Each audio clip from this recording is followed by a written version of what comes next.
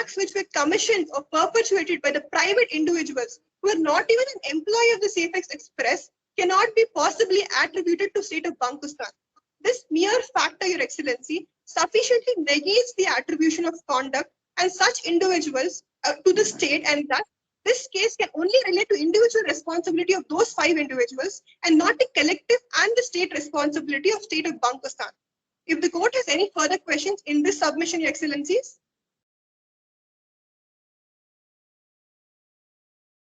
Your Excellency, if I may request, you're on mute, Your Excellency. There must have been some vicarious liability on these 5 persons. There must have been that state.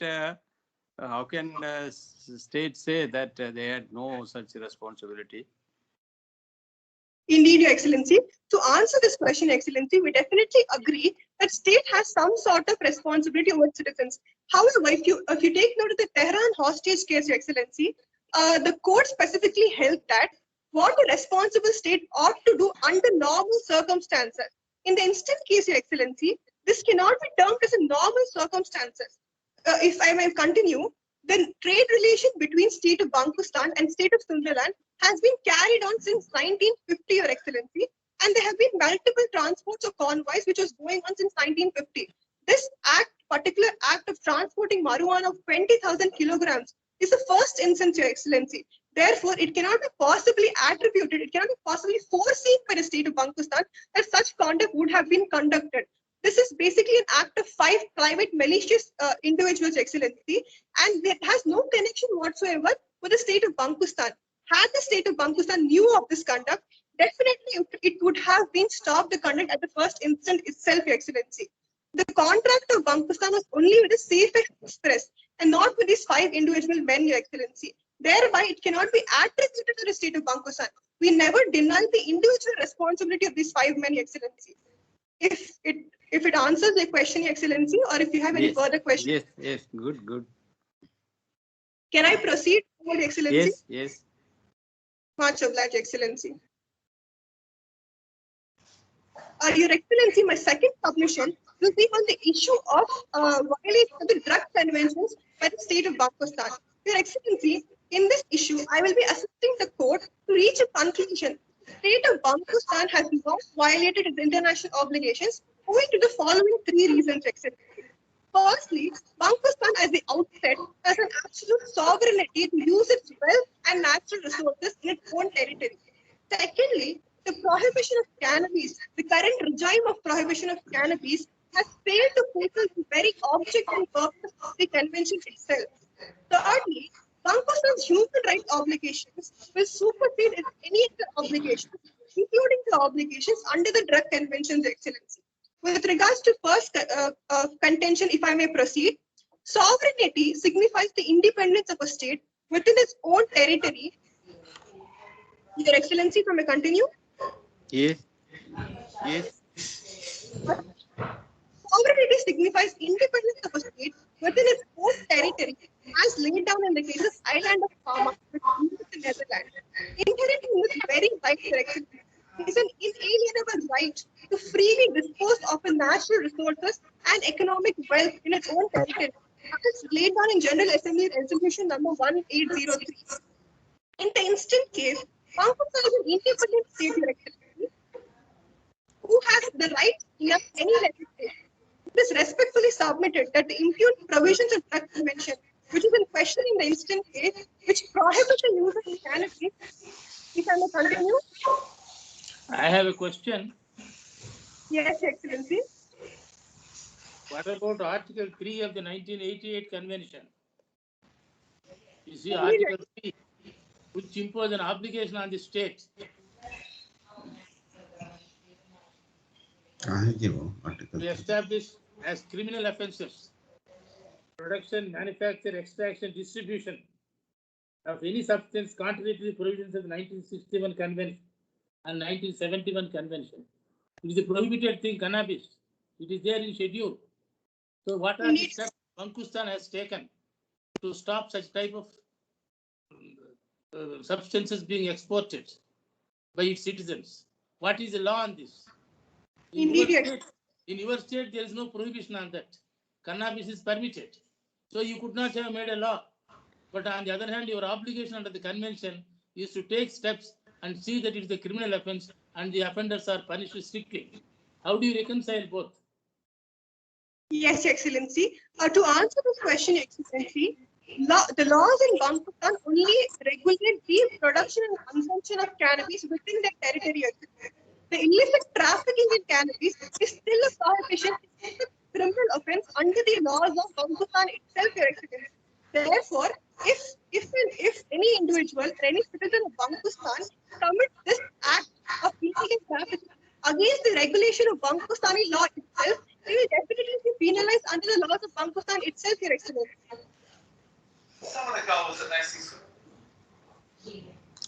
Your Excellency, if it answers your question. The nexus with so far as the transportation is concerned, with reference to the contract to transport the food grains, and this, how do you explain that? Your Excellency, the contract was to transport food grains and other foodstuffs, Excellency. We never made a contract with any other state to transport cannabis in particular, Excellency. This particular conduct of transport of cannabis is an illicit conduct, Excellency, which was perpetrated by 5 private individuals. What we're trying to establish here is this particular act cannot be attributed to state. We are not denying the individual responsibility of this 5 individual, Excellency. What we're claiming is, since the control was not exercised by Bangladesh over these 5 individuals, the act cannot be linked with Bangladesh. We will definitely penalize them under the laws of Bangladesh, which regulate the consumption and penalization of cannabis and which punish the illicit trafficking in cannabis, Excellency. If it answers your question, Excellency. Yes. Go ahead. If I may proceed? Yes. My Excellency. Your Excellency, as already been established, Pakistan is an independent state who has the right to enact any legislation.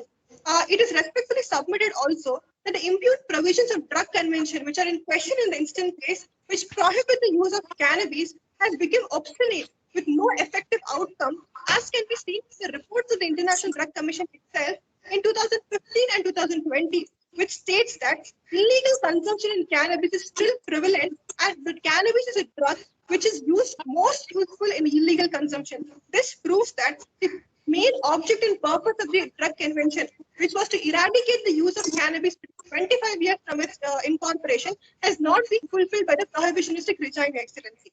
Under such circumstances, the state is well within its powers to use its wealth. If I may continue?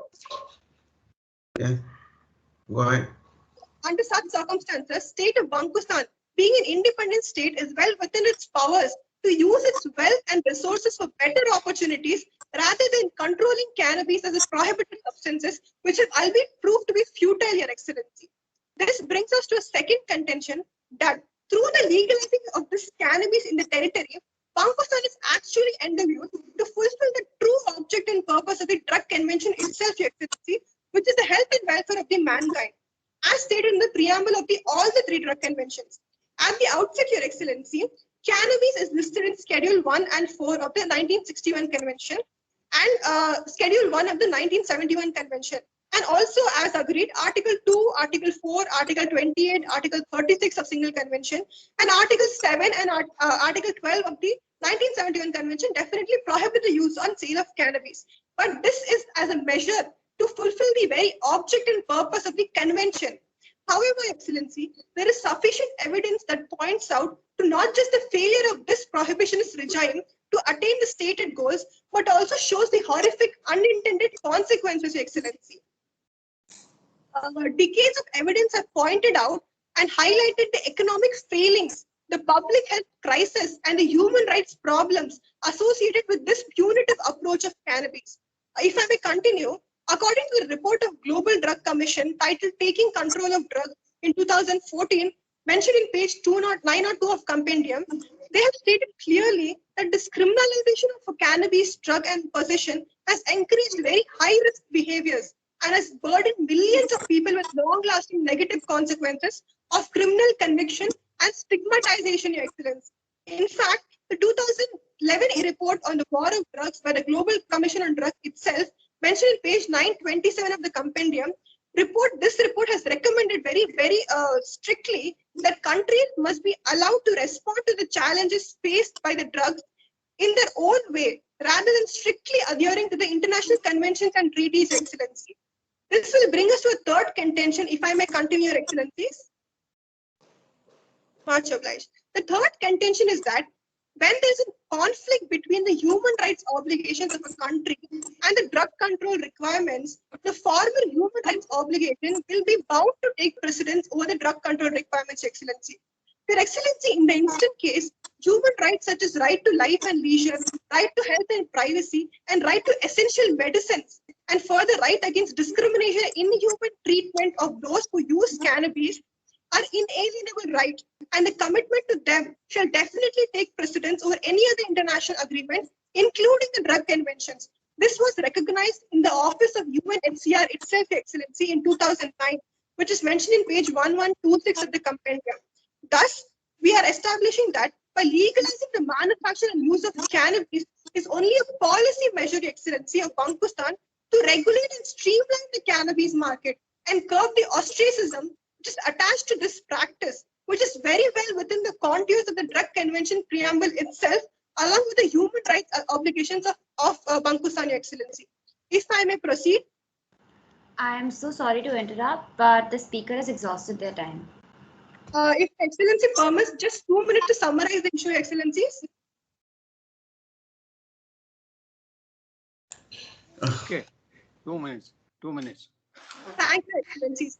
My last submission on this issue is the principle of reverse stantibus, that is, a change in circumstances will allow for the disregard of treaty obligations as an arguendo.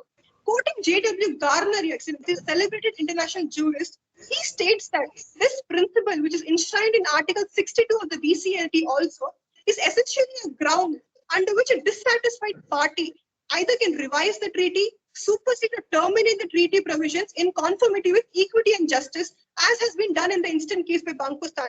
This was also held in case of Hungary versus Slovakia in 1997, Your Excellency, wherein the ground of diminishing economic validity of the treaty, or the knowledge or the development in knowledge and science is considered as a valid ground for avoidance of a treaty obligation, Your Excellency. Applying the aforesaid principle at the case at hand, it is evidence that this regime of prohibition of drug control has become obsolete, Your Excellency, with negative effects on human rights. And the obligations have become too burdensome for Bankustan, both oppressively, both economically and socially also. This factor has allowed Bankustan to invoke a change in the treaty obligations without actually affecting its international obligations. Based upon the aforesaid contentions, I would like to conclude that Bankustan has not violated the international obligations. In fact, it has solidified its support in favor of the regulation, keeping in track with the preamble of the Drug Convention along with the human rights obligations. If the bench has no further questions, No. if the bench has no further questions, I would like to conclude and call upon my co-counsel to continue the submissions in issue 3 and issue 4. It was a pleasure arguing before this honorable bench, Excellency, and thank you for your time and patience very much. Much obliged, Excellencies. Before speaker 2 begins, I do request all participants to keep their cameras on at all times, especially researcher for team 910. Can you please put your camera on again? Our researcher is facing some internet issues. All right, so please inform that to the officer. Thank you. Mr. President, honorable members of the court, I'm agent representing the applicant, and as the co-agent today, I shall be striving to prove that the third and the fourth issues lie in favor of the applicant. The first issue that the co-agent is going to be dealing with is that the international human rights of free and fair trial of the 5 Bankustani nationals by conducting a trial in Sunderland has been violated. And the last issue that will be dealt with, Your Excellencies, is that the refusal of extradition by the government of Sunderland of the 5 men who belonged to Bankustan is wrongful, Your Excellencies. Proceeding with the first issue of dealing with violation of international recognized right of free and fair trial. Your Excellencies, at the outset, Due process is a non-derogable international right, and this non-derogable international right encompasses the right to free and fair trial. The same has been laid down in Article 14 of the International Covenant on Civil and Political Rights. This article lays down that a fair trial, in addition to a public trial before an impartial, competent tribunal established by law, is essential to fulfill the duty of free and fair trial, Your Excellencies. Your Excellencies, in the present scenario, the state of Sunderland, by prosecuting the 5 individuals, has violated these norms of free trial. It is submitted that just a domestic law cannot be used to violate an international obligation of awarding every person, irrespective of whether he has committed a crime or not, irrespective of whether he is your national or not, or whether he is a foreigner. You have to award him the right of free and fair trial. The components that have been violated in the present scenario, Your Excellencies, are the very first one being awarding a public hearing.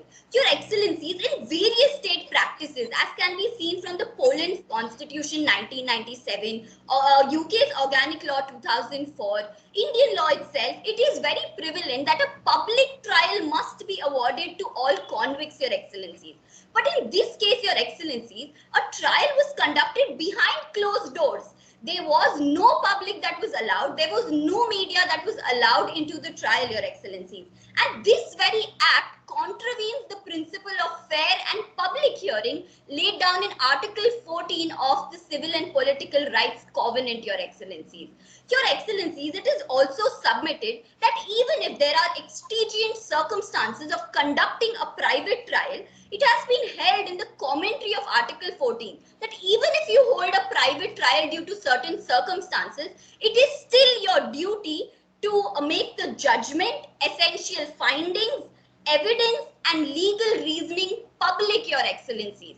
And therefore, in the present case, none of these, neither the judgment has been made public, nor has there been given any rationale for the judgment or the conviction of 20 years, Your Excellencies.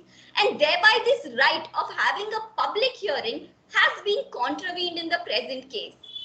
Your Excellencies, the second principle that has been violated is the principle of odi alterum partem, a natural justice principle which lays down that you must hear the other side.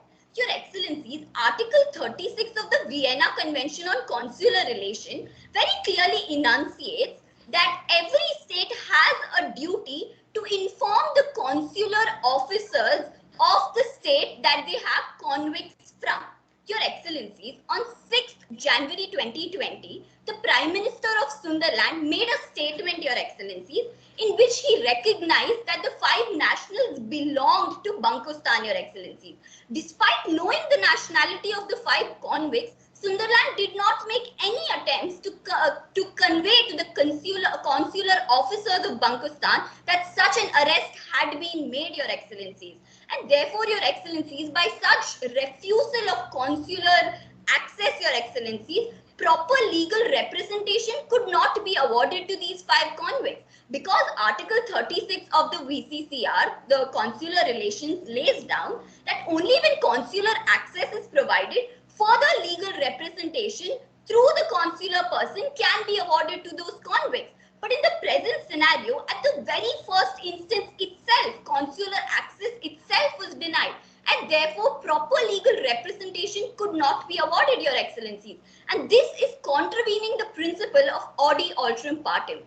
Your Excellencies, even though then Sunderland themselves provided certain legal representation to these 5 men, it is to be noted that we have no grounds for checking whether this legal representation was competent representation, whether it was adequate representation, and thus, Your Excellencies, by having no checks on this and having no information from the government of Sunderland anyways, the principle of odi alterum partem that is being guaranteed to these 5 individuals has been violated, Your Excellencies. Your Excellency, do you have any questions?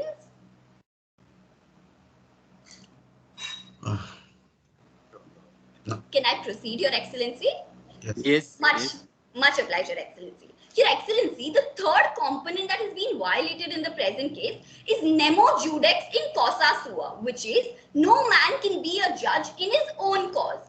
This has been laid down in the case of Idler versus Venezuela, that when a judiciary is appointed by improper external political influences, the same will contravene these principles, Your Excellency. Your Excellency, it is to be noted that in the present scenario, the Prime Minister himself directly, and the case record says personally appointed a judge to the fast track court, Your Excellency.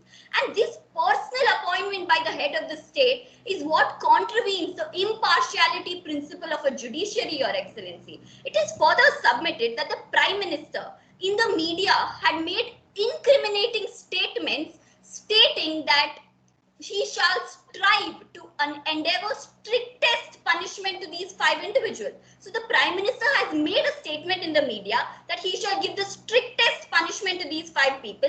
He has already, even before the trial, Your Excellency, has declared them to be drug dealers, and consequently, he has undertaken to personally appoint a judge, Your Excellency. These hierarchy of events clearly prove that there is an apprehension of bias, Your Excellency. And this mere apprehension of bias is enough for the conviction to stand that free and fair trial has been violated. Your Excellencies, the agent is not saying that the executive does not have any say in appointing the judiciary. No, Your Excellencies, there are many democratic countries where the executive is involved. But, Your Excellencies, in any democratic country, Sunderland is a democratic country. In no democratic country does the Prime Minister himself, only in decision with his cabinet, appoint a judiciary. There is always a commission. There is the judiciary itself that is already set up in the state is consulted before an appointment is made, Your Excellency. But in the present case, such personal appointment hampers the right of impartiality, Your Excellency. Your Excellencies, further, justice must not only be done, but must also be seen to be done, Your Excellency. But in the present case, it can be clearly noted that on the face of it, to a reasonable observer, it is very evident that there has been partiality in appointment of the tribunal itself. And this contravenes the right of free and fair trial, Your Excellencies. Your Excellencies, further, it is submitted that an ad hoc fast-track court was set up, Your Excellency. Your Excellencies, there are fast-track courts that have already been set up in a nation.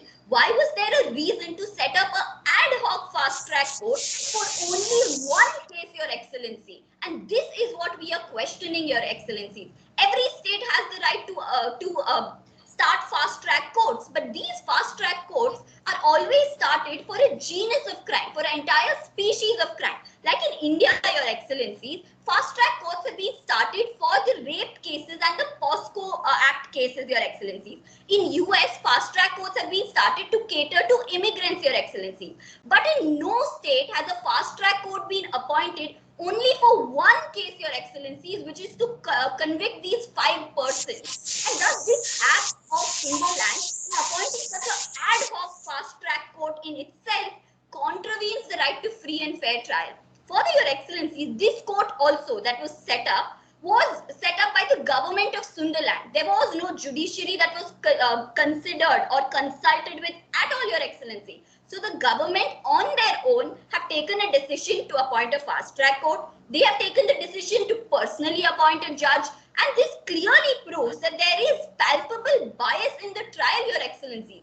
They have merely set up this entire trial in order to convict these persons. The very presumption of innocence that must have been present has been violated in the present scenario. And therefore, a free and fair trial has not been awarded. And we plead to this court that you hold the same, that the rights of free and fair trial have been violated, Your Excellency.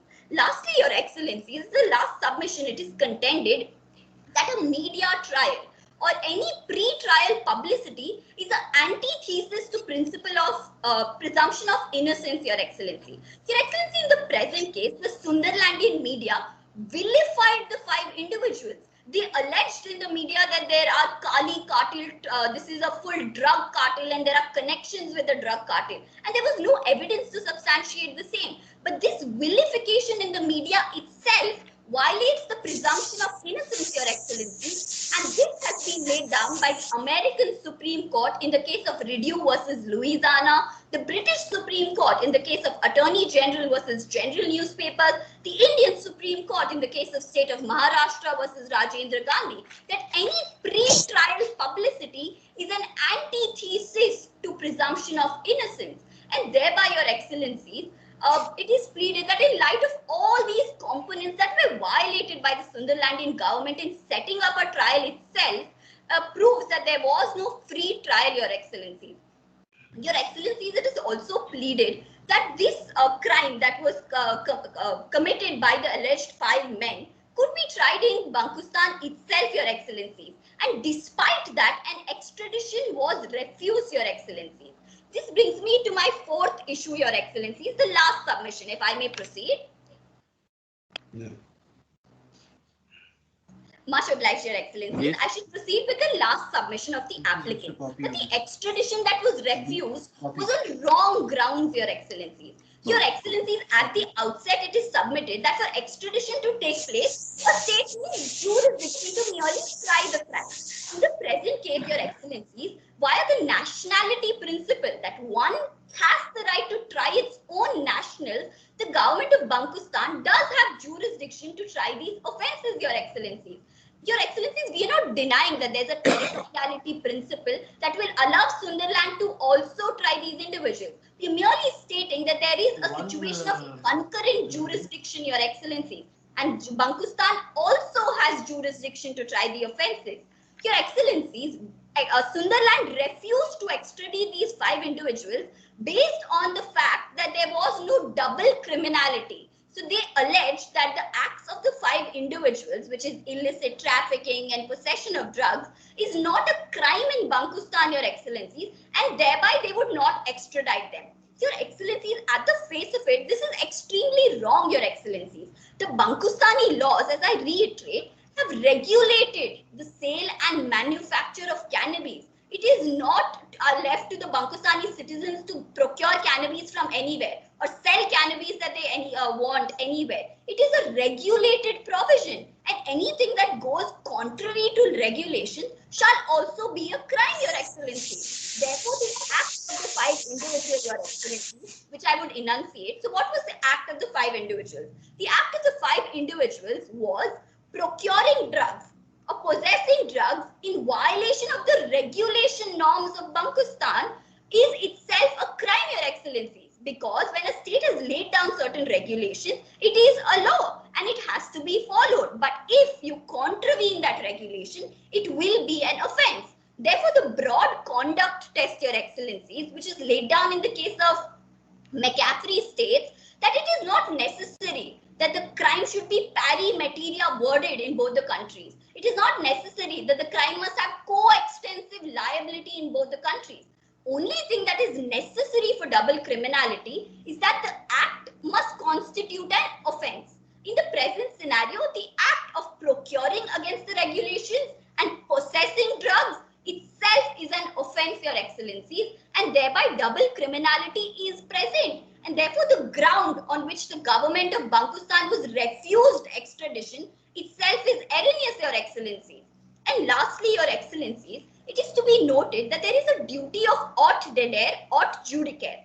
So this duty basically lays down that you must either extradite the individual or you must prosecute the individuals. So Sunderland has chosen to prosecute these individuals, Your Excellencies. But Your Excellencies, this very Honorable International Court of Justice, in the case of Belgium versus Senegal, propounded that when you exercise the prosecution prong of the aut dedere, aut judicare, you must comply with certain requirements.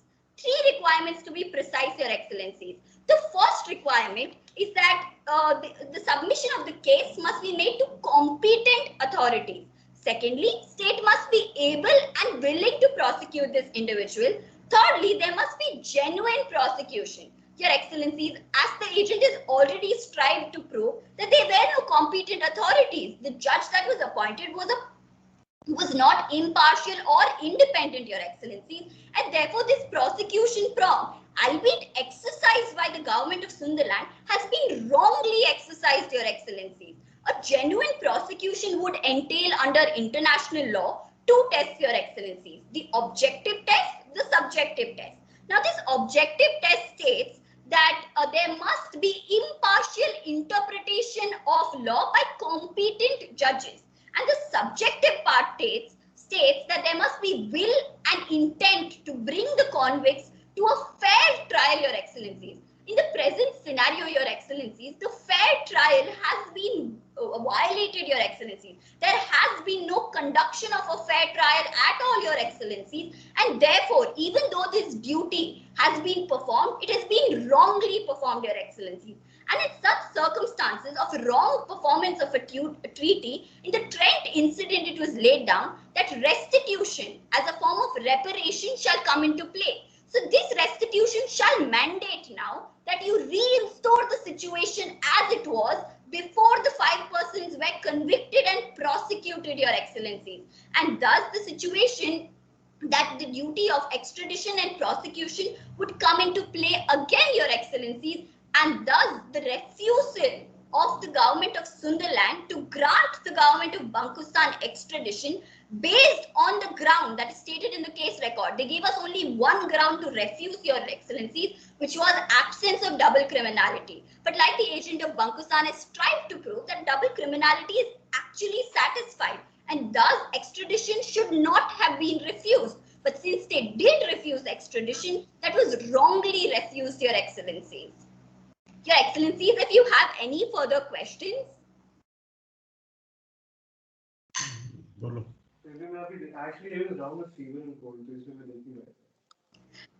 Much obliged, Your Excellencies. Your Excellencies, if I may proceed towards the prayer. Yeah. Much obliged, Your Excellencies. Your Excellencies, it's most honorably prayed before this Honorable International Court of Justice that it be pleased to adjudge and declare that the conduct of Safest Express is not attributable to the government of Sunderland, and as a consequence, they are not in violation of their obligations of drug convention, that the government of Bantustan is not in violation of its obligations by allowing for sale and manufacture of medicinal and recreational cannabis, that the government of Sunderland has violated international fundamental right of free and fair trial of the 5 Pakistani men, and also lastly declared that the government of Sunderland was wrong in refusing extradition on the ground of double criminality, Your Excellency. And for this act, the agent as in duty bound shall humbly pray. It was a pleasure arguing before this court. Most obliged for the time and patience of this court, Your Excellencies.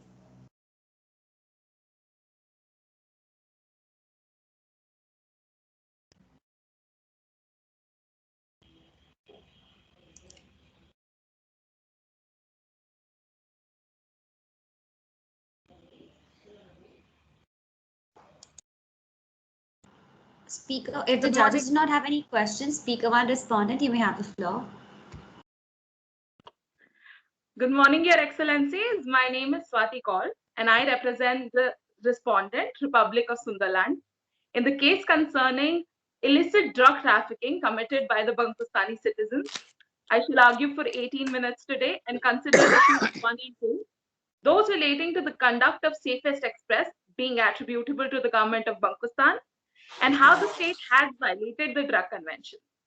Subsequently, my co-counsel, Ms. Charles, shall argue for 19 minutes and consider issues 3 and 4, those relating to the government of Sunderland upholding the internationally recognized fundamental rights, and how the extradition was refused on valid grounds. We respectfully reserve 3 minutes for our sub-rebuttal. If Your Excellencies have no preliminary inquiries, the Council seeks permission to proceed. Okay. For issue 1, the following submissions shall be presented by the Council to uphold the fact that the government of Bantustan is responsible. 1. The acts of Safest Express are attributable to the government as they exercised elements of governmental authority. 2. The attribution does not cease to exist even if the drivers were not part of the registry of Safest Express, and thus as a consequence. 3. That there was use of governmental authority in conflict with the drug conventions by failing to criminalize every aspect of trade in cannabis. Therefore, it should be noted that in accordance with Article 2 of RCEVA, that the elements of an internationally wrongful act of a state are A, attributable to state under international law, and B, constitute a breach of an international obligation of the state. Thus, we would like to establish that Safest Express was registered in Bankustan and contracted to perform a governmental function, making their act attributable to the government of Bankustan and thereby directly violating the drug conventions. As the state of Bankustan had outsourced undertakings for government functions, making Safest Express an entity regulated by the government, which according to the commentary of the draft article states that these can include private companies as well, provided that in each case, the entity is empowered by domestic law to exercise some aspect of governmental authority. For instance, in the case of Hayat International Corporation versus Iran, the claimants had contested that the state is responsible for the acts of the hotels directed by them. And it was held that Iran is indeed liable for the acts of a non-state entity, as its functions were enough to fulfill the fact that it was a governmental function. Thus, as Safest Express was contracted by Bankustan for exercising of government's instruments to use the port under the trade agreement between Sunderland and Bankustan, which they were only provided an access to because of an existence of a bilateral treaty between the two states. The access to that port by the arrested individual constitutes as a governmental authority. Thus, their acts are attributable to the government of Bankustan in international law. The council submits, however, doesn't concede that even if it is contested that the government had only attributed its authority to Safest Express and the accused drivers are not registered with the organization, the government is still responsible for their acts under Article 7 of RCEVA. Thus, it doesn't free the government of Bankustan for being liable, as state responsibility and individual responsibility are not mutually exclusive. And Safest Express under Article 5 of RCEVA 2001 has conducted an internationally wrongful act by exercising elements of governmental authority by accessing the port in Kar, which was only available to Bankustan under the trade agreement. Thus, as Safest Express exercised elements of governmental authority as per Article 5 of RCEVA, it shall be considered an act of the state under international law. The council submits that the government of Bankustan has violated its obligations towards Sunderland under the drug conventions, as there was use of governmental authority in conflict with the drug conventions, due to not limiting the export of cannabis from Bankustan, because they failed to criminalize every aspect of trade of cannabis, including production, distribution, or exportation of the narcotic drug. Moreover, they did not exercise due diligence in their drug trade in accordance with Article 31(1) of the Single Convention of 1961, which provides that the parties shall not knowingly permit the export of drugs to any other country.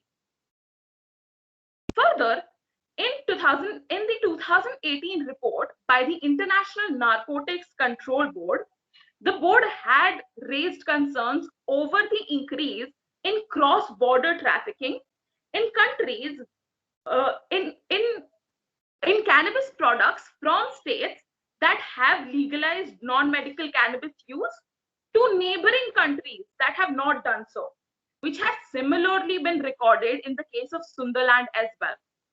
Moreover, because Sunderland cannot grow cannabis plants due to A, lack of arable land, and B, given the fact that Bankustan covers the territory of Sunderland from 3 sides, and C, the spike in illicit trafficking is seen specifically in those areas.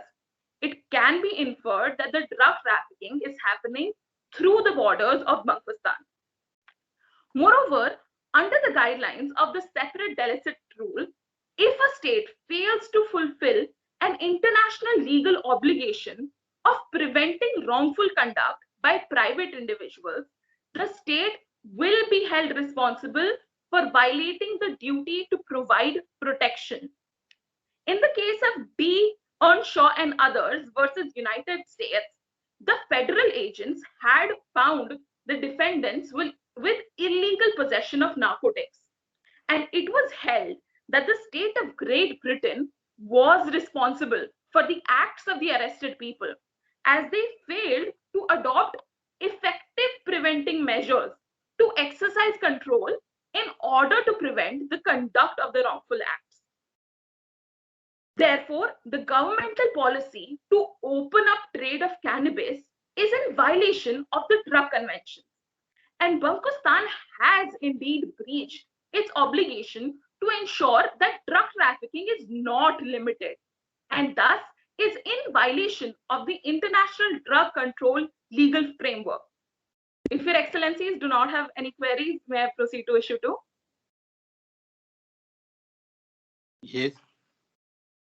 The Council submits for issue 2 that the government of Bankustan was in violation of its obligations under the Drug Convention by allowing sale and manufacture of medicinal as well as recreational cannabis in their territory by establishing that A, the government has a duty to not implement contradictory laws.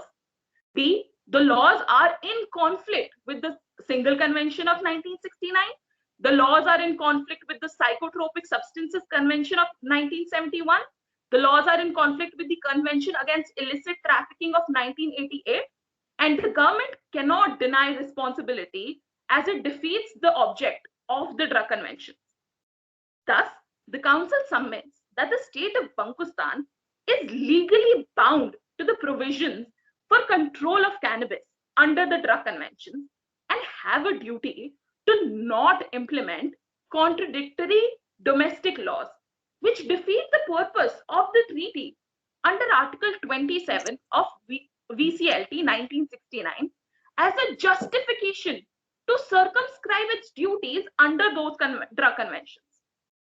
The third preamble of VCLT also notes that the principles of free consent, good faith, and pacta sunt servanda rule are universally recognized. And states in Article 26 of VCLT that every treaty in force is binding upon the parties to it and must be performed in good faith. Moreover, by legalizing the sale and manufacture of cannabis for medical as well as recreational purposes, the state of Bankustan violates its international obligations under Article 4C and Article 28 of the Single Convention, which imposes that the duty on Bankustan to take legislative as well as administrative action necessary to limit exclusively the possession, use, trade, distribution, import, export, manufacture, and production of cannabis to scientific and medicinal uses only, as well as imposes an obligation that production of cannabis for purposes permitted in the convention must be controlled by a governmental agency in order to prevent its misuse for other purposes. Further, as Bankustan has legalized manufacture and sale of a scheduled drug without a prescription of a medical expert, it violates Article 9 of 1971 Convention on Psychotropic Substances because the impugned law is in conflict with the obligations of government of Bankustan by failing in its duty to ensure that access to cannabis must be attained only through prescription by a medical expert and due warnings about its nature should be given. Further, the government of Bankustan has a duty under Article 3(1)(a) of the 1988 Convention to take efforts to prohibit all aspects of drug trafficking, including sale and manufacture of cannabis. The council also submits that the government of Bankustan cannot selectively and retrospectively deny responsibility to implement its obligations under the treaty for control of cannabis, as there was no intimation about the change in consent to be bound by the treaty obligations, and the information of the same should have been given to the international community. Thus, Bankustan did not follow the procedure given in Chapter 5 of VCLT, Article 65 of which requires the member state to formally inform the other parties of the treaty at least 3 months in advance or longer, subject to the objection of the member states. Nor have they put any reservation under Article 49 of the Single Convention. Further, Article 46 and 47 of the Single Convention also imposes a duty to inform the Secretary General in writing before revoking the consent to be bound by the provisions of the conventions. And the same shall only be applicable from the next calendar year. Moreover, the provisions on sale and manufacture of cannabis do not satisfy the conditions of separability under Article 44 of VCLT, as the conditions laid down in Clause 3 are not fulfilled. Thus, Bankustan, under the Third Drug Convention, has an obligation to limit cross-border trading by limiting all aspects of crime, including sale and manufacture. The Council also submits that the legalization of cannabis for non-medical purposes defeats the object and goal of the drug conventions, as the basic objective of the treaty is to maintain public health by limiting scheduled substances for medical and scientific purposes. Further, recreational cannabis is not only most likely to increase rates of motor vehicle injuries, cannabis dependence and abuse, psychosis and other mental disorders, and poor psychosocial outcomes in adolescents, but its long-term effects have also been recognized by the WHO in the Health and Social Effects of Non-Medical Cannabis Use Report of 2016. Further, the provisions of the drug conventions take precedence over other international obligations, as it does not conflict with the preemptory norms of justice, and due to lex specialis take precedence over other laws. Therefore, I would like to state that the esteemed Speaker 1 of Appellant had stated in their arguments that the legalization of recreational use of cannabis was made in accordance to the right of health. However, I would like to question whether recreational use of cannabis is upholding the right to health or not. Therefore, I would like to conclude by saying that the conventions protect the right to health and human rights because they were made in accordance with Bankustan's duty under the UN Charter, which take precedence over other international obligations of Bankustan as per Article 55 of the UN Charter, which protects public health by promoting high standards of living, as well as B, Article 103 of the UN Charter, which states that in the event of a conflict between the obligation of the members of UN and their obligations under any other international agreement, the Charter shall prevail. If Your Excellencies have any further queries.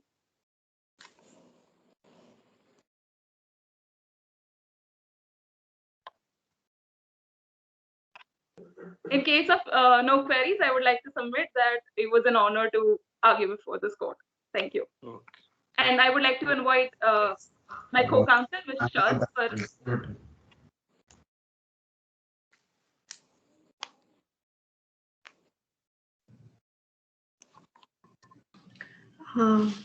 Before I begin, Your Excellency, am I audible? Audible, but Yes. not visible. Sir, am I visible now?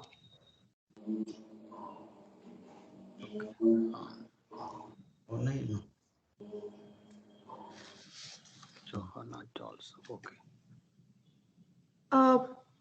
Courtroom officers, I think I'm not a presenter, and I think that is why my video cannot be seen. Okay. Just a moment. Johanna Charles.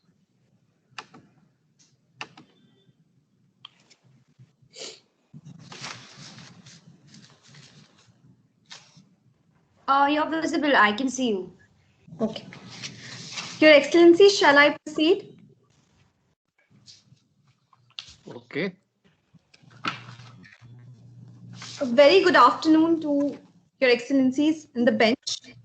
I am Johanna Charles from Team 910, appearing as co-counsel for the respondents, the government of Sunderland.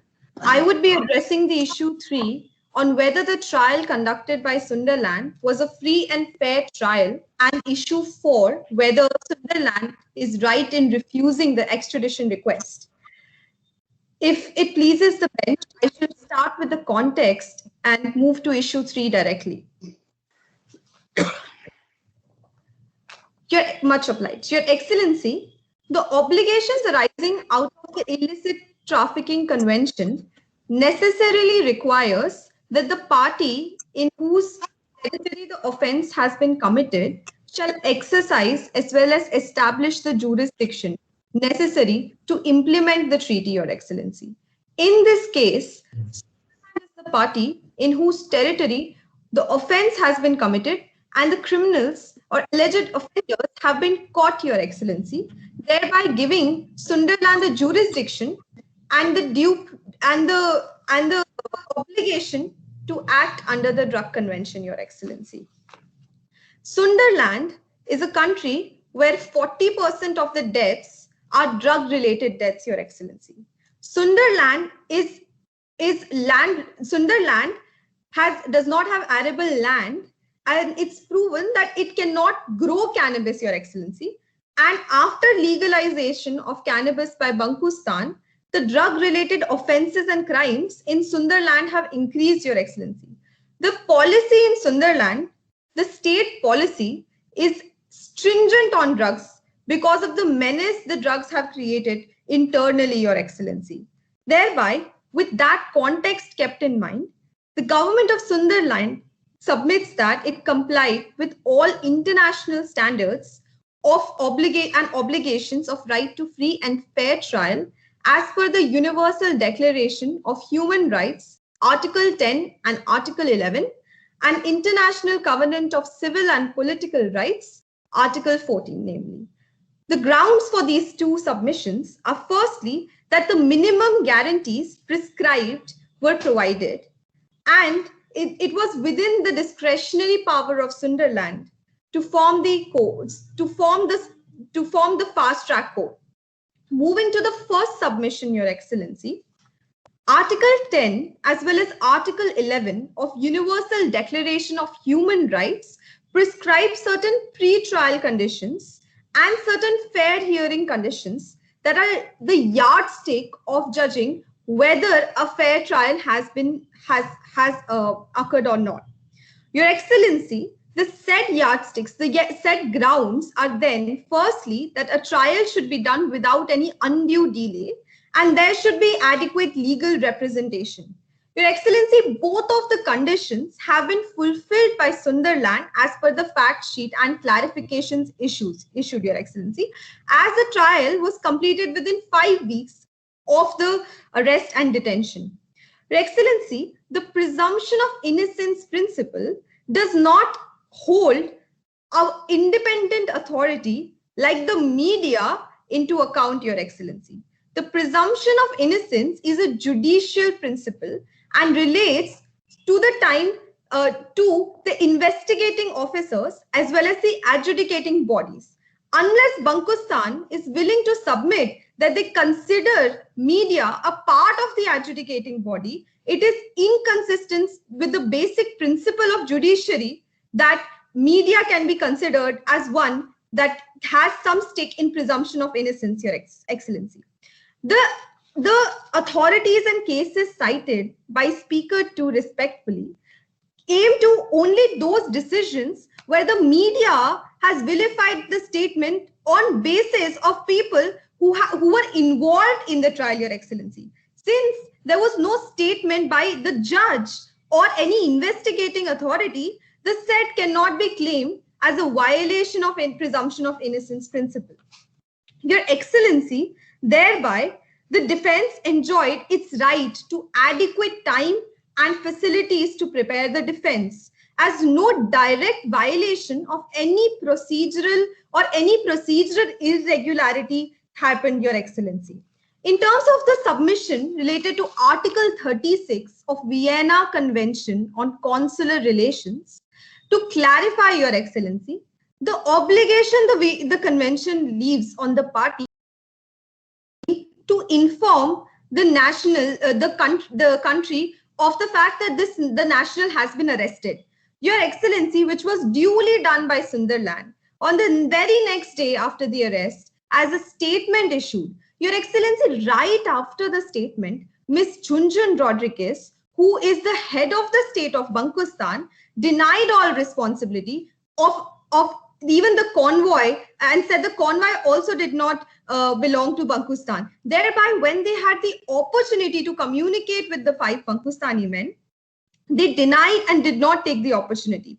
The clarifications issued said that none of the Bankustani officials or the consular representatives were present at the trial, which was conducted during 5 weeks, Your Excellency.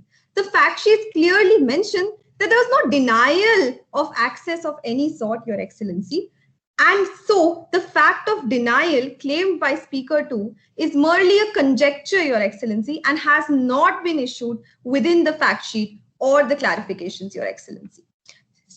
Secondly, Your Excellency, the court was established as per law as Human Rights Committee in its General Comment 32 has noted that international law at any point does not prescribe that any special court or a specialized court is prohibited or is an abrogation of a fair trial. Your Excellency, many cases have to be judged by special courts, essentially to ensure an expeditious trial, which is seen in many international law cases, Your Excellency. Even Article 24 of the Illicit Trafficking Convention confers administrative discretions or any discretions and to ensure that the justice is best possible served, and also mentions the term stringent measures and stricter measures than necessary to ensure that the transnational crime of drug trafficking is stopped, Your Excellency. Thereby, it is well within Sunderland's right to hold a fast-track court. Your Excellency, as claimed by Speaker 2 of appellants, that Sunderland, there was a bias in the trial and there was a palpable bias in the trial. Your Excellency, the justification for palpable bias given by the Speaker 2 was necessarily the fact that media had vilified them. Your Excellency, how is that related to the judicial process or judicial system is something that the appellants did not build an enough nexus to, Your Excellency. Secondly, Your Excellency, the second point claimed by the Speaker 2 was related to how the state policy on Sunderland is of stringent measures. Your Excellency, the respondents submit that the state policy cannot be confirmed as a palpable bias, Your Excellency. The moment one consents to travel to another state, they also need to consent to the laws applicable to that state. If the 5 Bankustani men arrived at Sunderland's borders, they had to confer to the laws applicable in Sunderland, which are clearly mentioned in the fact sheet to be stringent on drugs, Your Excellency. In terms of independence of judiciary, Your Excellency, the case of Hochschild versus Denmark clearly stated that the sole reason of appointment cannot be said enough to be enough to conclusively decide the independence or lack of independence of a judge or impartiality of a judge. Mere opinion of the accused is not a decisive factor in holding a judge as not independent or not impartial. Your Excellency, the same thing has to be grounded on some facts or some evidence, Your Excellency. And as the test laid down, that if there is a direct nexus shown that the judge is subject to some directives by any political faction, which has not been mentioned in the fact sheet, it cannot be claimed that the same is applicable. Your Excellency, the objective tests claimed by the applicants of the fact that reasonable apprehension should be there. Your Excellency, reasonable apprehension is shown through outward conduct, Your Excellency. If there are no hard evidences, Your Excellency, there are no such conduct by the judge or any investigating official, either in the fact sheet or mentioned by the plea in Bankostan by the plea in Bankostan or by the Bankostani men at any point of time. The reasonable person or average person does not cite natural justice laws like Odi Altrum Partum or Nemo Judex in Causa, but looks at the conduct of the officials, Your Excellency, and it has to be derived from the conduct of the officials. Your Excellency, to that case, the option of appeal has also been given within the same, as mentioned in the facts. As per the UN Commission of Human Rights, it has been mentioned that when the option of appeal has been given, it is said to uphold the fair trial standards and give an opportunity if any grievance has occurred in terms of the way the justice was carried as well. Your Excellency, then it was essential that Bankostan first exhaust that remedy of appeal before approaching the court, Your Excellency. If there are no further questions on the same, I would like to proceed to issue forth. Yes. Degree of bias. Your Excellency, Sunderland is not obligated to extradite the Bankostani men. Clearly, Your Excellency, in the said case, extradition has necessary principles related to the convention, Your Excellency. Firstly, the first ground is Sunderland has exclusive jurisdiction. Secondly, Sunderland has no obligation of any manner to extradite the Bankostani men. And thirdly, the offences are not extraditable and the essential condition of dual criminality is not met. Firstly, Your Excellency, as the appellant claimed that Bankostan has jurisdiction on basis of nationality. Your Excellency, as per the Lotus case, any state, the jurisdiction primarily does not depend on nationality, Your Excellency, and certain cases, depending on the harm and effects caused to the state, can establish jurisdiction. Your Excellency, with the effects principle, as well as territoriality principle, which is supposed to be of primacy, which is considered to be of primacy in traditional international law, and also upholds the territorial sovereignty, recognizes the territorial sovereignty of Sunderland.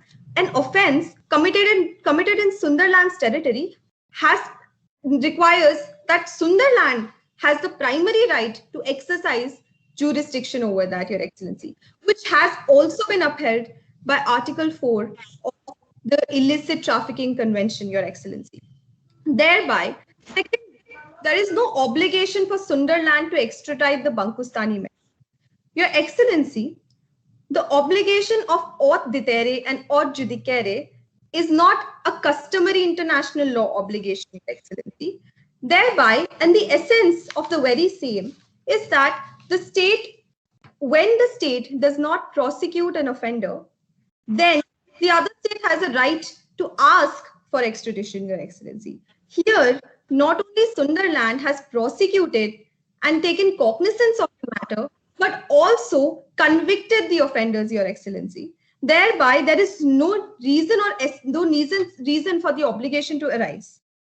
Your Excellency, within the drug conventions, Article 60 of Vienna Convention on Law on Treaties states that whenever there is a material breach on one side of the party, the other side of the party's obligations to the same cease to exist.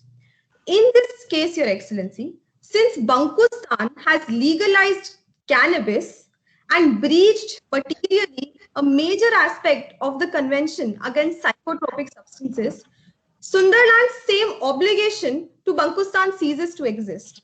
The test for the same is effects, Your Excellency, and harm caused.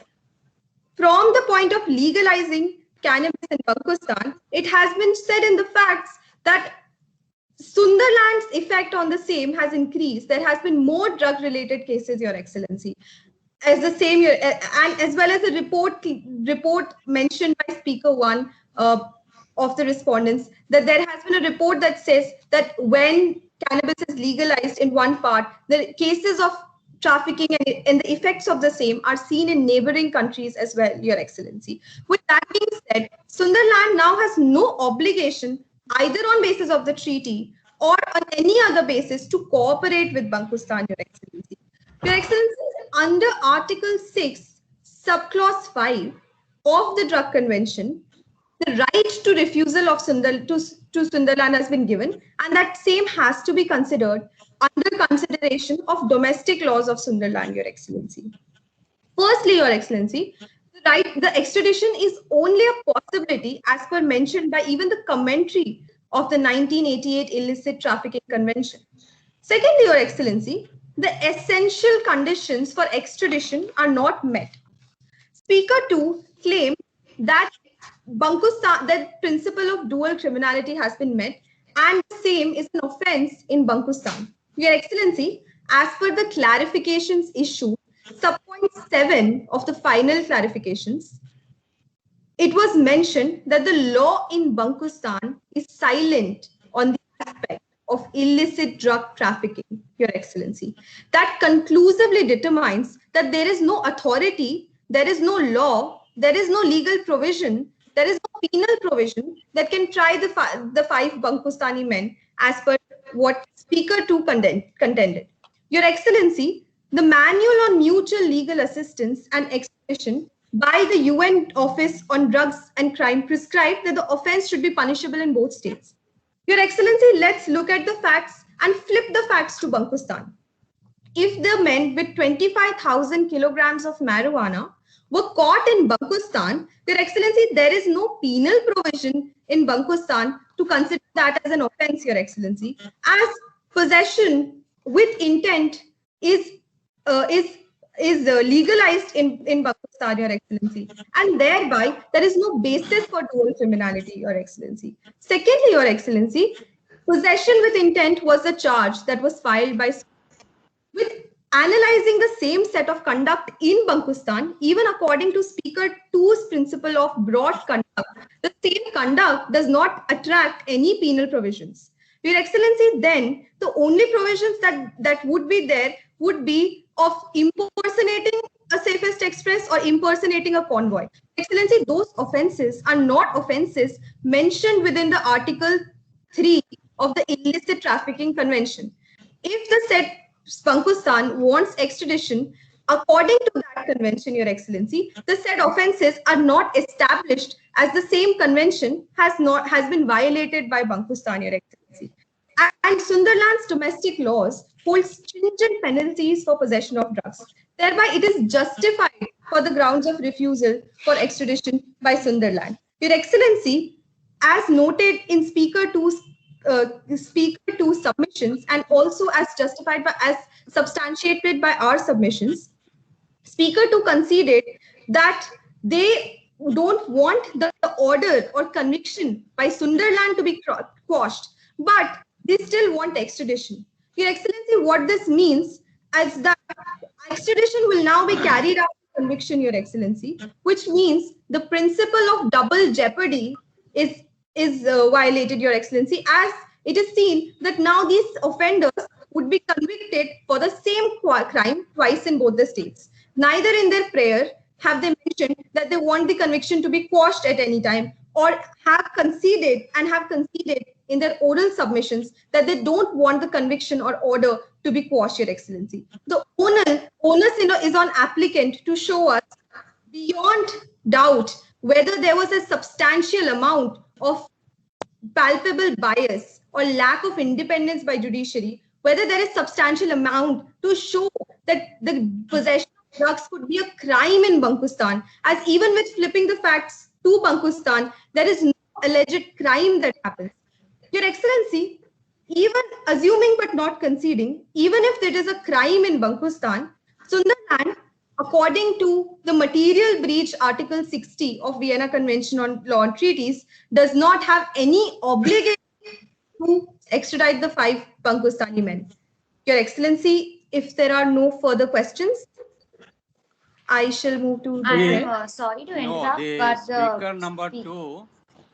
speaker number two of the first Ms. Mansi had argued that there was no public trial. What do you say about that? Your Excellency. There was no public trial. That is one question. And in the extradition request, there was also a request that there was no legal assistance given to the accused. Both the teams have not said anything about that. Whether really they were given legal assistance, these accused, the 5 persons were given legal assistance. Nothing, nobody has stated anything about it. Probably take that legal assistance was given. Your Excellency, before the participant answers, I would just like to inform the judges that her time is elapsed.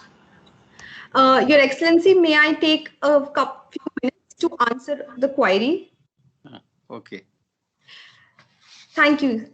Your Excellency, in terms of media trial, Your Excellency, in terms of the facts, there is no mention of the term media trial. Your Excellency, the only term mentioned was... No, not media trial, public trial. It was there. The trial was not in public domain. Sorry, apologies, Your Excellency. I shall respond to that. Your Excellency, public trial, as per contended by them, is subject to certain exceptions under international law. Your Excellency, Article 14 of International Covenant of Civil and Political Rights, subclause 1A, holds that whenever there is a threat to public order, any sexual offenses or any offenses related to a minor or anything that threatens national security is given the exemption. In this particular case, Your Excellency, since 40% of the deaths in Sunderland are related to drugs, people are already having certain opinions or certain relations to the said concept, Your Excellency. With that, to the drugs that were being caught, Your Excellency. With that being in mind, if the court had been open to the public, the order of the court would have been disturbed, Your Excellency. Thereby, it was essential. Also, Your Excellency, the judgment was not hidden behind closed doors. It would not really the threat to the deterrent effect on the people of Sunderland who commit these sort of offences, dealing with the drugs. They will understand that these how the state is dealing with these criminals. It will be a threat perception and a deterrent effect on them.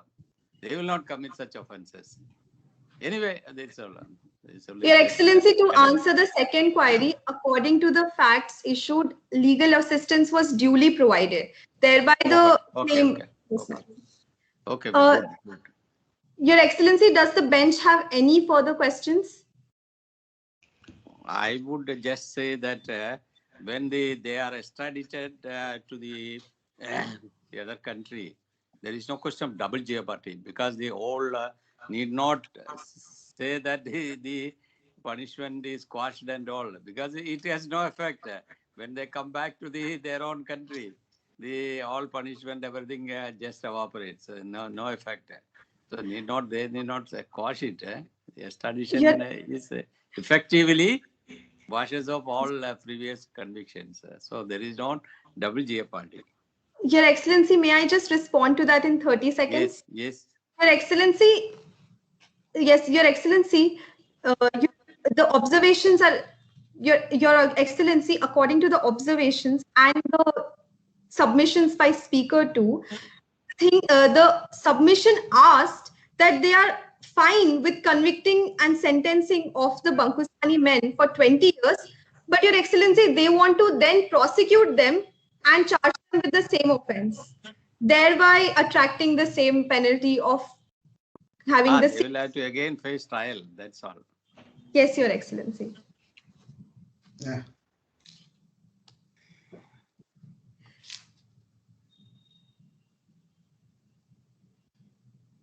If there are no further questions from the bench, I would quickly move to the prayer.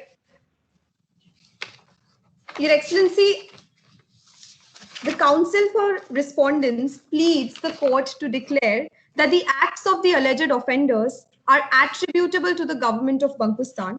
The government of Bankistan has violated the drug conventions by legalizing cannabis. The verdict of the fast track court is valid and the trial was in accordance with principles of free and fair trial. In the alternative, if the court does not find the trial free and fair, then the remedy of the appeal to be exhausted first, and that the court to declare that Bankistan is not eligible to request for extradition of the detainees. Thank you, Your Excellencies, for the time and consideration. It was an honor to argue before this court. The agent seeks permission to approach this bench for rebuttals. Can I proceed with rebuttals, Your Excellencies? Yes. Much obliged, Your Excellencies. Firstly, Your Excellencies, the very jurisdiction of this court has been challenged by the respondent by stating that just because Bankistan did not appeal the decision in their court, we cannot approach the ICJ. Your Excellency, Article 36 of the ICJ statute lays down no such restriction, Your Excellency. Secondly, Your Excellency, their contention is that we have not pleaded to set aside the order itself, Your Excellency. Your Excellency, the agents of Bankistan understand that this court has no power to set aside an order itself. This is laid down in the Kulbhushan Jadhav case by the ICJ, that they can order for revision and reconsideration of the judgment. And that is precisely what we are asking for as remedy, Your Excellencies. Thirdly, Your Excellencies, the double criminality or double jeopardy principle that was cited, that principle applies only within one state, Your Excellencies. In a different state, the same principle of double criminality shall not apply. So prosecution in one state does not mean that prosecution in another state has been stopped, Your Excellencies.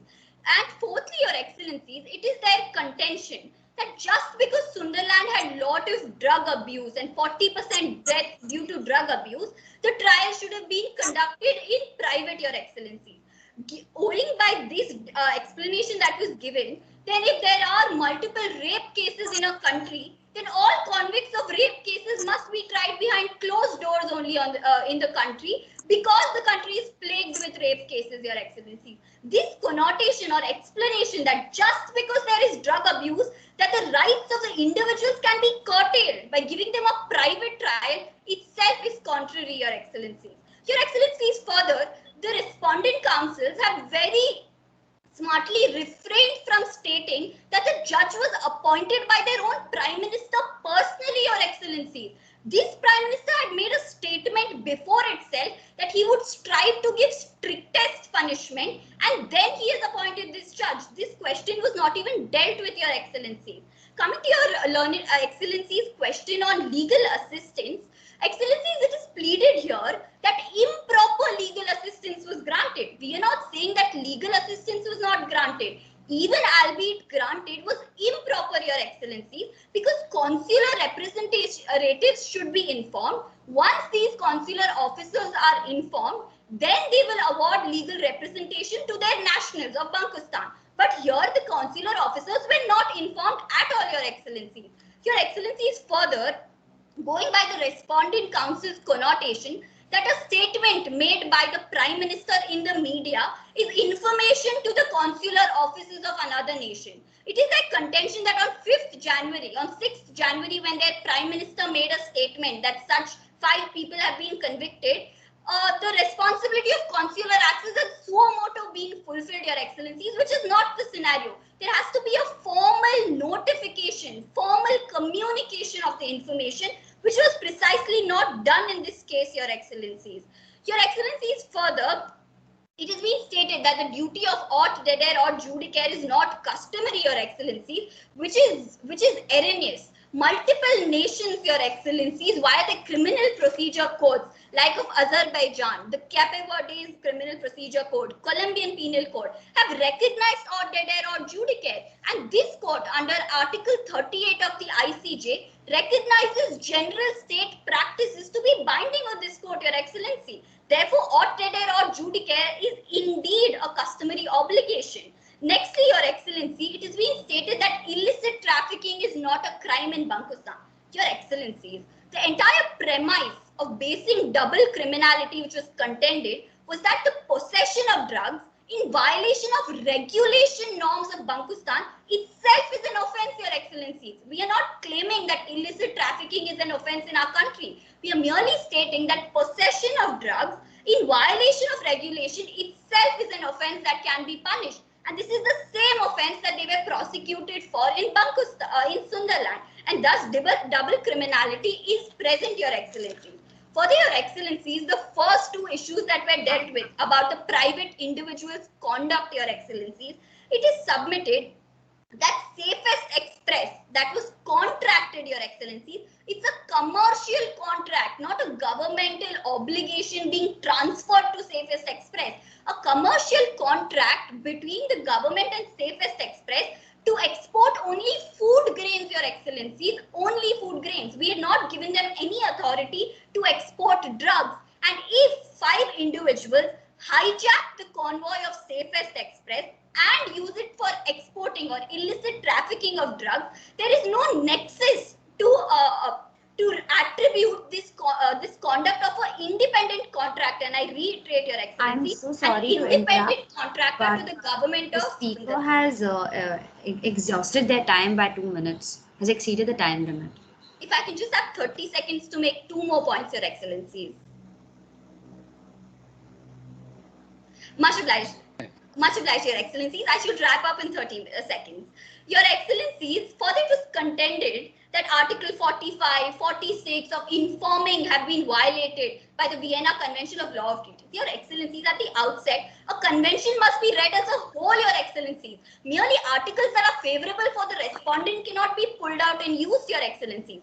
Article 62 of the same Vienna Convention on Law of Treaties states that you can abridge your norms or your obligations under conventions when there is a situation of rebuxis stantibus, Your Excellency. And this provision is also present in the Vienna Convention only, and the convention must be read as a whole instead of picking out sole provisions, Your Excellencies.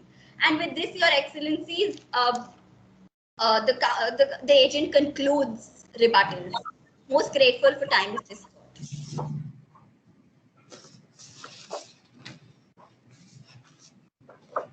Your Excellency, the Counsel for Respondents seeks the permission to begin with the rebuttals.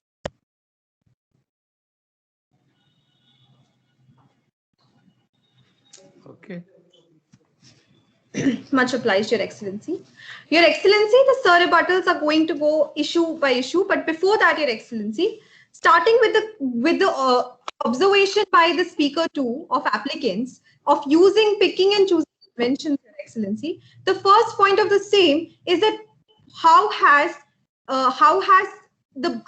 applicants ignored the penalization of cannabis within the same convention that ensures that penalization of drugs and cannabis is essential.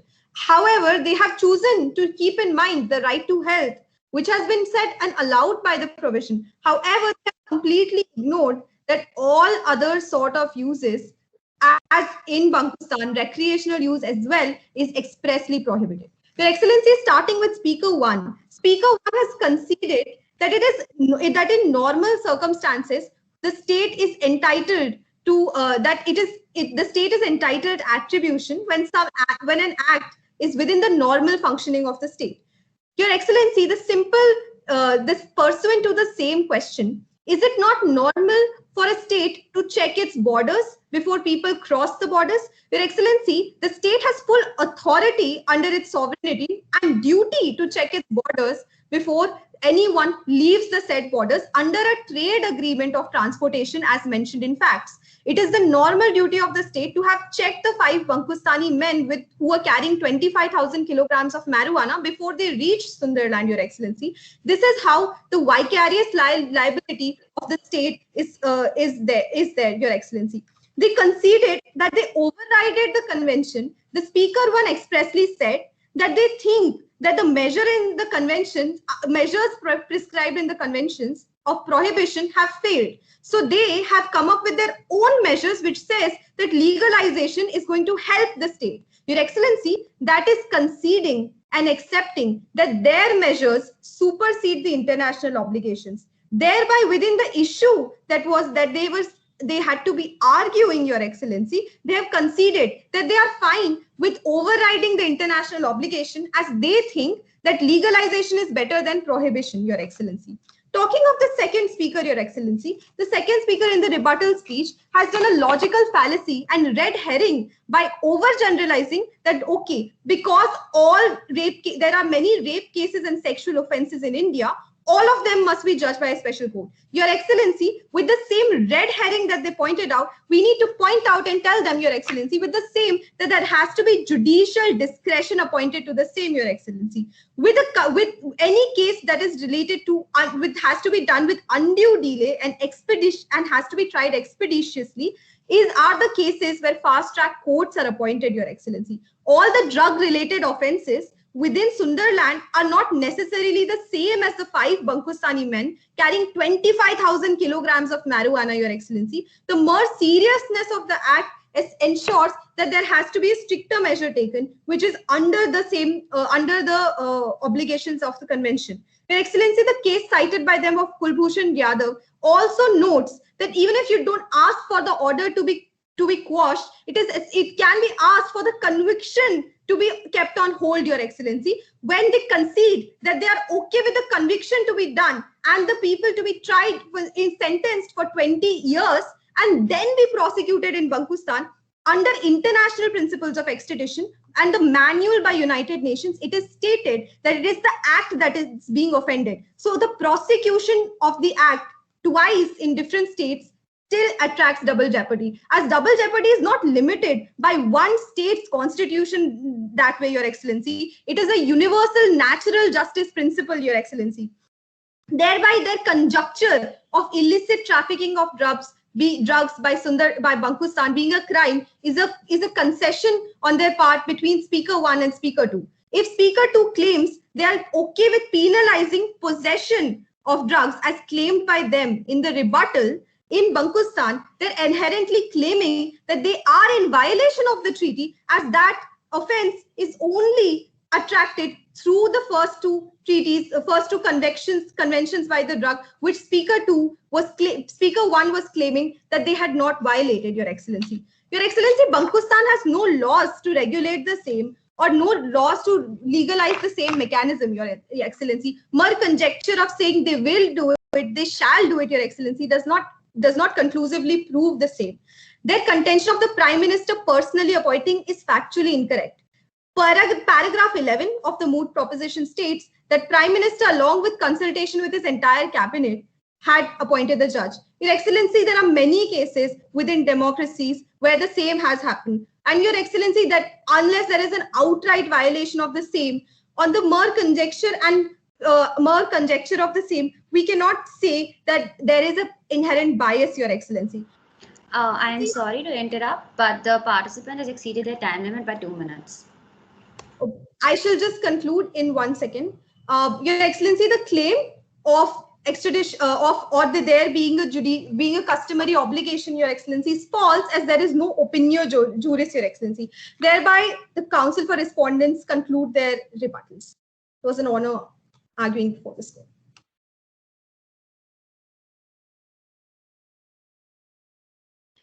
With this, we come to an end of this round. I would take this opportunity to thank our judges for their valuable time and would like to also thank the participants of both the teams for giving their very best and making this round an interesting and challenging one.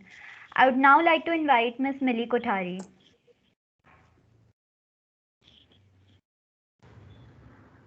Yes, Parishi, am I audible? Yes, Millie, you are.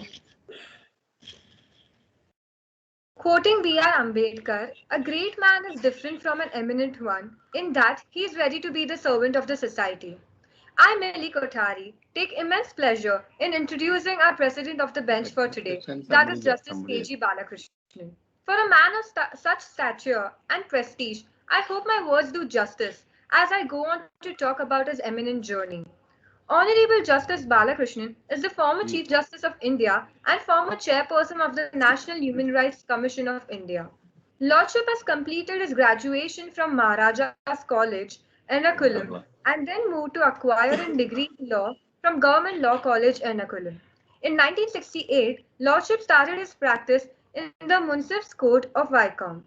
He then was appointed as a judge of the Kerala High Court in the year 1985. He then went on to serve as a Chief Justice of Gujarat High Court in 1998, and in 1999, he assumed charge as the Chief Justice of High Court of Judicature at Madras. While being Chief Justice of Gujarat High Court, he also discharged duties of Governor of Gujarat for about 2 months, and also as member of the General Council of the Gujarat National Law University. Lordship became a judge in the Supreme Court in the year 2000. And in the year 2007, he was appointed as the Chief Justice of India. After his retirement in 2010, Lordship has been serving as the Chairman of National Human Rights Commission. Lordship was also conferred with an honorary doctorate by Cochin University of Science and Technology in the same year. Besides that, Lordship has passed the notable judgment of prohibiting narco-analysis in interrogations. Sir, we feel extremely honored to have you amongst us today. And now I request Amit to take over. Thank you.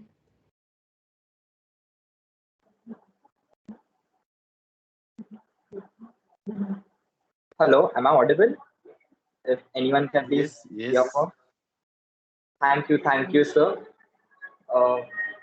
So I would thank you, Millie, also.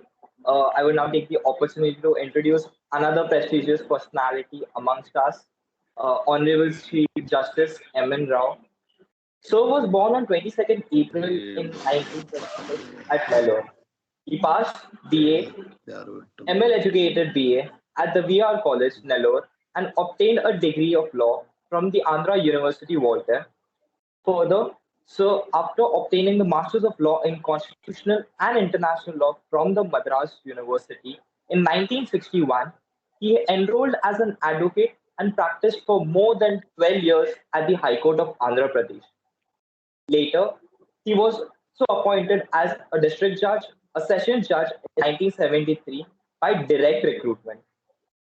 So he has also worked as secretary to the State Department of Law and Legislative Affairs from 1979 to 1983. Mr. Rao has also worked for 6 months at the Institute of Advanced Legal Studies, London, on deputation under the Colombo Plan.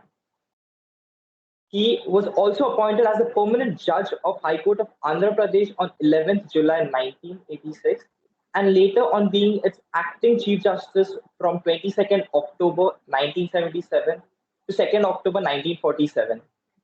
Thereafter, being appointed as a Chief Justice of High Court of Himachal Pradesh on 6th November 1997. We are truly grateful for you to be here and amongst us and guide us with your knowledge, sir. Thank you so much, Your Lordship. I would now invite Vatsala to introduce our next guest.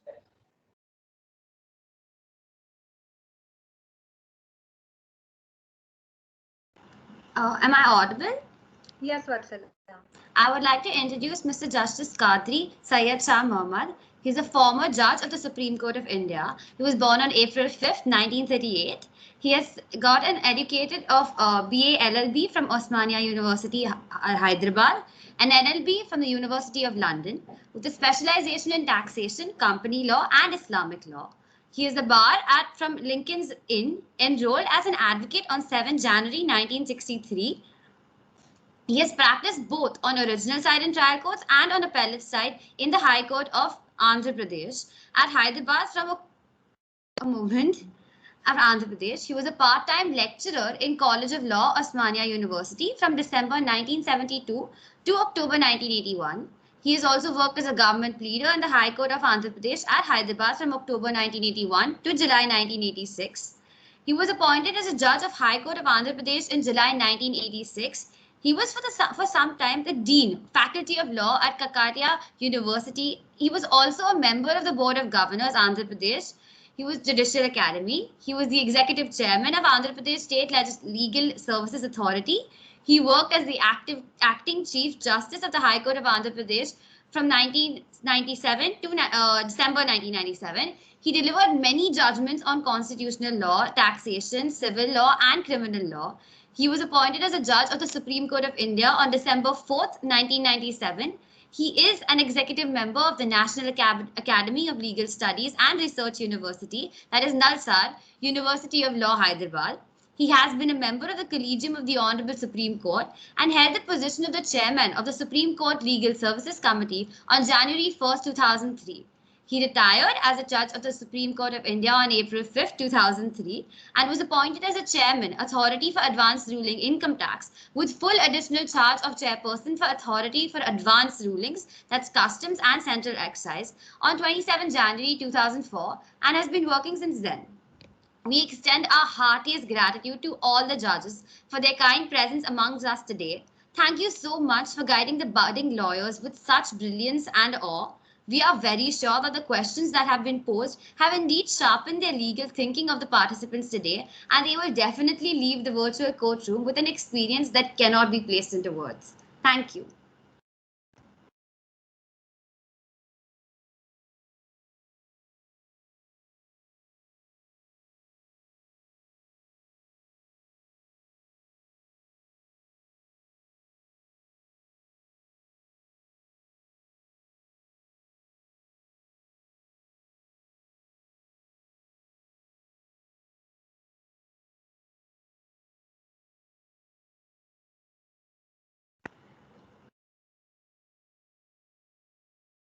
Would the judges like to provide any feedback to the participants?